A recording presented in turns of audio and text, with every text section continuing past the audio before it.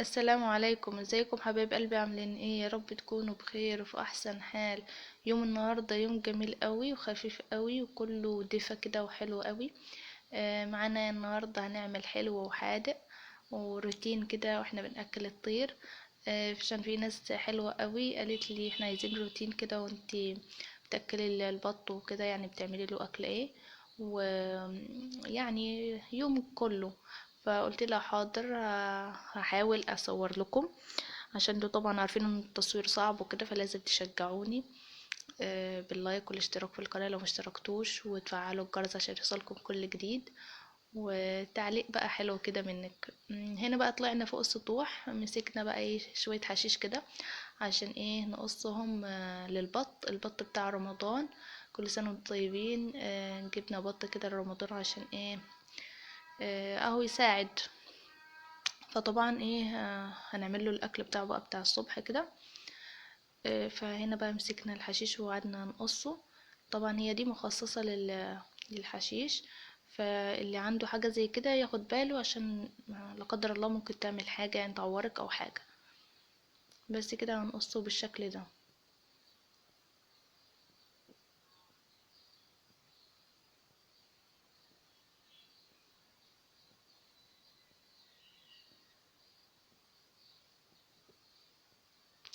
النهاردة كده هنعمل كيكة سهلة جدا، ان شاء الله تعجبكم. لولاد اختي كده قالوا لي احنا عايزين حاجة يا خالته، هم جولي كده وقالوا لي احنا عايزين حاجة فعملتها لهم. وبس خلصنا بقى اكل الطير ونزلنا. نزلنا بقى ايه، قالوا عايزين الفطار. قعدت بقى اشوف هنعمل فطار ايه، ادور اعمل. فقلت احنا من زمان قوي ما عملناش البتنجال المشوي. انا مش على طول بعمل البتنجال المشوي ولا على طول بعمل المقلي، يعني مرة كده ومرة كده. ف فجيت بقى ايه شويت البتنجال، هو حلو قوي. اللي ما جربوش هو مشوي فايته كتير بجد، لازم تجربيه هو مشوي، لانه بيوفر عليك الزيت والطعم بتاعه حلو وصحي يعني. طبعا شويناه وجينا بقى ايه شلنا الراس بتاعتها كده وحطيناه في طبق نضيف بعد ما قشرناه. ونحط عليها بقى ايه كمون، ملح، شطة.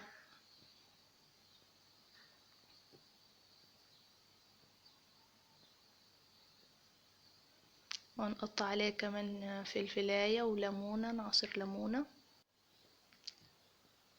بالشكل ده.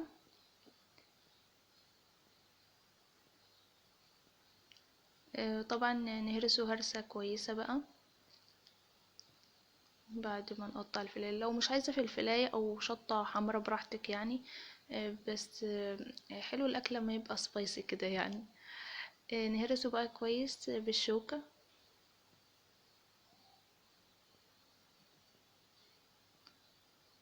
طبعا بقى العشق كله الطماطم.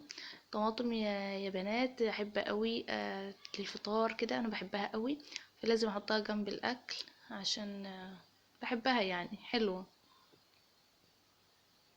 هنقطع كده طماطميتين. بحبها لما تكون جامدة تبقاش طرية يعني. طبعا هنا بقى خلصنا كده وبنرص السفرة بتاعتنا المتواضعة. قدمنا جنبها مش كده. طبعا هنا للبتنجان انا بحب السمنة البلد تبقى على الوش، بس ايه استوت. انا بحب اسويها كده يعني، فبعمل شوية على قدي اني ايه اخليها تبقى غامقة شوية، مش محروقة، هي يا دوبك غامقة شوية. بحب يعني لونها يبقى كده، بتبقى جميلة قوي وطعمها تحفة على الاكل. حبيت اعمل لكم سيشن كده للاكل.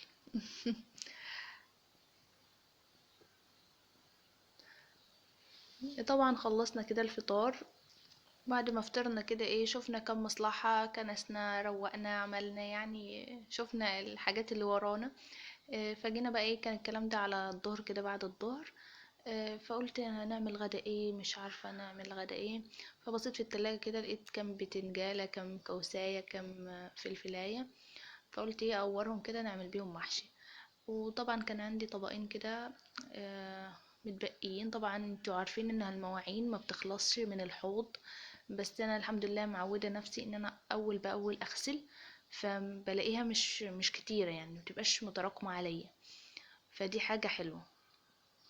ونصيحة كمان للناس اللي بتبقى ايه، زهقانة من المواعين وفي كده ومش عارفة ايه واعمل ايه، ده كله مواعين انا مش هقدر اغسلها بتاع. والله عن تجربة، تشغلي سورة البقرة وانتي شغلاها كده، بتبقى تقولي لا حول ولا قوة الا بالله. هتخلصيها بسرعة قوي قوي.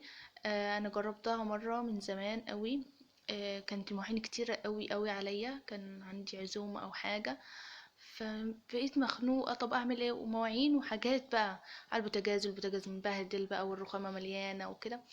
فعملت اللي بقولكم عليه ده، والله بسرعة خلصتها، وربنا قدرني عليهم وخلصتها بكل سهولة وما تعبتش خالص.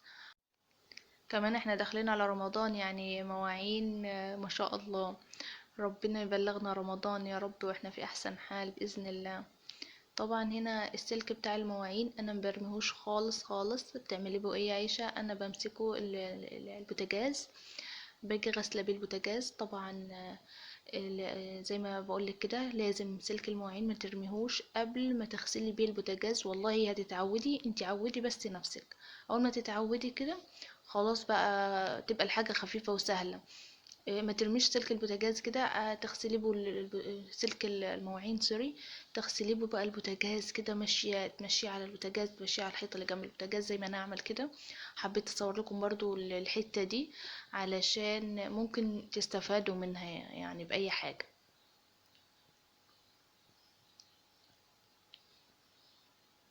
انا صراحة مش برميه خالص، لاني بستخدم يعني ارميه بعد ما استخدمه، واستخدام كمان بعد المواعين.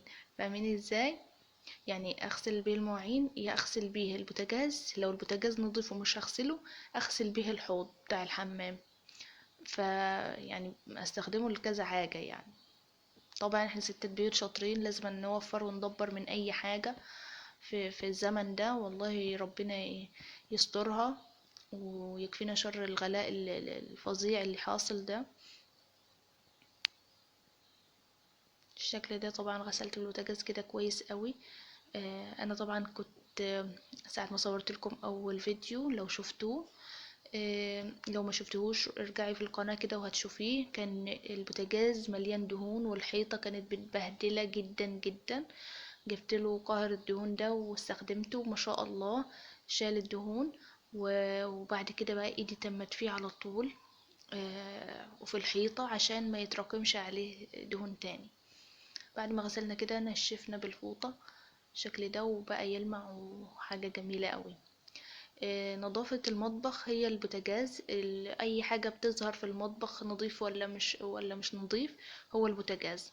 طبعا هنا سامحوني ما صورتش الخلطة بتاعة المحشي، ولا انا بحشي ولا حاجة، كان تليفون والكهرباء قطعت وكله جه مع بعضه.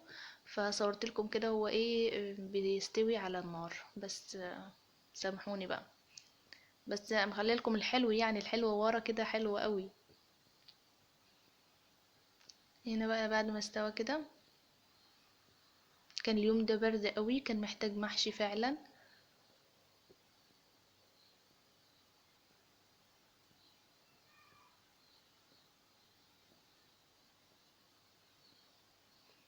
اتفضلوا معانا.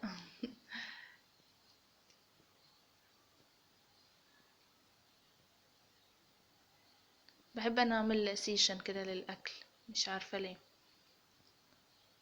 طبعا في الوقت ده اولاد اختي جو قالوا لي يا خالته انت عامله لنا حاجه حلوه ايه؟ قلت لهم لا يا عيون خالته لسه ما عملتش حاجه حلوه. قالوا لي لا احنا عايزين حاجه حلوه ناكلها. فقلت لهم حاضر. بصيت كده في التلاجة لقيت بيضه واحده، قلت اعمل بيها ايه؟ قلت اعمل بيها احلى كيكه برتقال. بجد كانت كيكه حلوه، لازم تجربوها. المقادير: معانا بيضه تكون حلوه كده، ومعانا كوبايه الا ربع سكر، ومعانا بشر برتقانه، و... ومعانا عصير البرتقان جزرة وبرتقانة، تعصريهم كده في الخلاط، تخلطيهم حلو وتصفيهم، ونص كوباية زيت وكوبايتين دقيق ومعلقة كبيرة بيكنج باودر. هنمسك بقى في الخلاط نحط السكر، وننزل بالسكر، وبعد كده البيضة. هي بيضة واحدة يعني كيكة فعلا مش مكلفة خالص.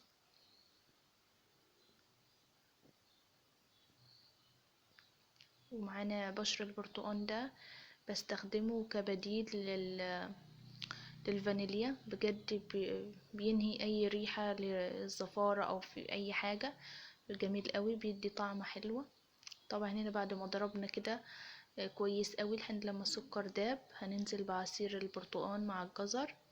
اتأكدي قبل ما تحطيه مع كيكة ان انتي مصفياه كويس قوي، ونضربه كويس، ونرجع بقى نحط عليه عصرة ليمونة، ونحط نص كوباية الزيت، نضربهم كويس قوي. هنا بقى للبيكنج باودر هنفضيه بقى على الدقيق. طبعا الدقيق تكوني نخلاه كويس قوي قوي 3 4 مرات، وتحطي عليه رشة بسيطة كده ملح للسنة يعني.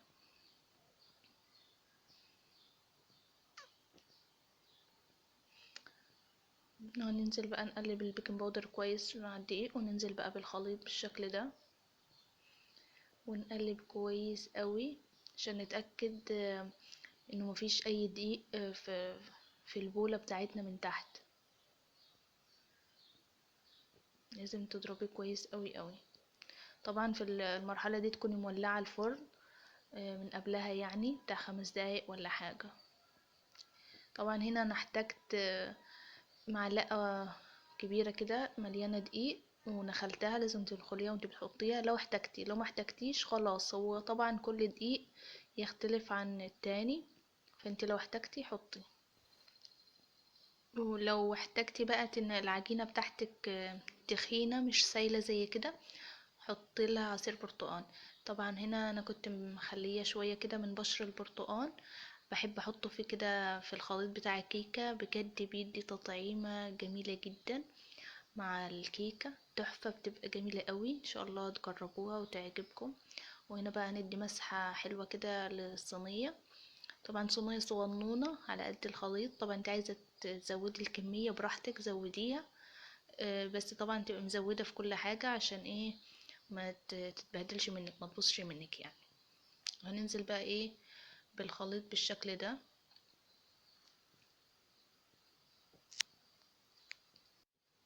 وندخلها بقى فرن نكون مسخنينه من قبلها بتاع 5 دقايق كده، ونسيبها تقعد بتاع 25 دقيقة، ونبقى مولعين من تحت بس. وبعد كده لما تستوي كده وتعلى نولع الشواية كده تاخد لون، ونطلعها.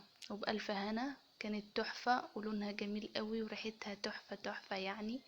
لازم تجربوها، حتى لو عايزة تجربيها يعني في المقدار الصغير ده جربيها، ولو عجبتك تكبري المقدار. بصوا طرية وهشة قوي، جميلة جدا بجد. طبعا بعد ما تبرد شوية تقطعيها بالشكل ده. طبعا انا ما سبتهاش كتير يعني عشان الولاد وبس كده. وطبعا الكيكة بردت. طبعا انتوا لو تسمعوا صوتهم جنبي، يا خالته احنا عاوزين، يا خالته الكيكة فين، يا خالته يا خالته. قلت لهم خلاص هي استوت، وقطعتها بالشكل ده. بجد كانت تحفة، كانت لسه سخنة لو تلاحظوا البخار لسه بيطلع، وطرية ومتماسكة. يعني المفروض ان اول قطعة تبوظ عشان تبقى لسه الصينية، اول قطعة لازم تبوظ او كده. لا، هي بالعكس طلعت جميلة وحلوة، مش متفتفتة ولا حاجة، وتحفة والله من فوق ومن تحت كده مستوية حلو وجميلة قوي. ان شاء الله تجربوها.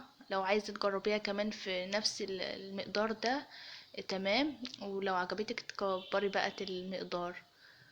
وبس كده، والفيديو بتاعنا كده خلص. يا رب يعجبكم ويكون خفيف كده.